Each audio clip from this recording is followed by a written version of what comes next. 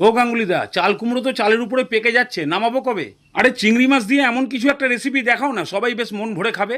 ঠিক আছে, চাল কুমড়ো নামানোর ঠিক 2 ঘন্টা আগে 200 গ্রাম মটর ডাল ভিজিয়ে ফেলো। 2 ঘন্টা পরে রান্না চালু। প্রথমেই চাল কুমড়োটাকে এরকম বড় বড় করে কেটে ফেলো, তাহলে চাল কুমড়ো আর ডাল রেডি। এবার কড়াইতে 3-4 চামচ সর্ষের তেল গরম করো। গরম হয়ে গেলেই চিংড়ি মাছের বুলেট প্রুফ জ্যাকেটটা খুলে ভালো করে ধুয়ে দিয়ে দাও। তার উপরে আন্দাজ মতো নুন আর সামান্য হলুদ দিয়ে নতুন 20 টাকার কয়েনের মতো সাইজ হয়ে গেলে এবার তেল ছেঁকে তুলে নাও। নাও, এবারে গ্যাসের চুলা বন্ধ করে দাও। মটর ডালটা পিষাতে হবে।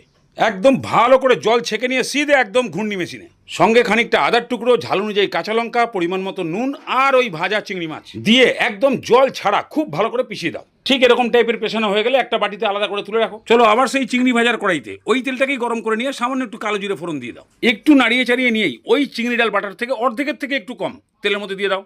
তার উপরে হলুদ গুঁড়ো, ধনে গুঁড়ো, জিরে গুঁড়ো 1 চামচ করে দিয়ে এবার এটাকে 2 মিনিট ভালো করে ফ্রাই করো। যখনই দেখবে এরকম একটু ছাতু মাখার মতো হয়ে গেছে, তখন চাল কুমড়ো কাটাগুলোকে দিয়ে ভালো করে একবার পাইল করে দিয়ে সব যখন মোটামুটি ভালো করে মিশে যাবে, এবার পরিমাণ মতো নুন আর সামান্য হলুদ দিয়ে 5 মিনিট ভালো করে কষিয়ে দাও। তারপরেই দেখতে পাবে চাল কুমড়ো থেকে জল ছেড়ে দিয়ে এবার যেন একটু মাখা মাখা টাইপের লাগছে। ঠিক এই সময় মন ভরে 2 মগ জল ঢেলে দিয়ে ভালো করে মিশিয়ে দাও।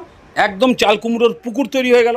এবার যে ডাল বাটাটা বাদবাকি পড়ে আছে ওটাকে বড়ির মতো নিয়ে অল্প অল্প করে ছাড়তে থাকো। হাতে সময় বেশি থাকলে এই ডাল বাটাকে তেলে ভেজে বড়া বানিয়েও দেওয়া যায়, আর সময় কম থাকলে এইভাবে দিলেও দুর্দান্ত খেতে লাগে। এবারে একটু একদম আলতো হাতে নাড়িয়ে দিয়ে ঢাকনা দিয়ে 1 ফুট ভালো মতো ফুটে গেলেই 3-4টে কাঁচা লঙ্কা আর সামান্য ধনেপাতা কুচি ছড়িয়ে দিয়ে এবার নুন ঝালের পরিমাণটা টেস্ট করে নিয়ে ঢাকনা দিয়ে পুরোপুরি চাল কুমড়োটাকে সেদ্ধ করে ফেলো।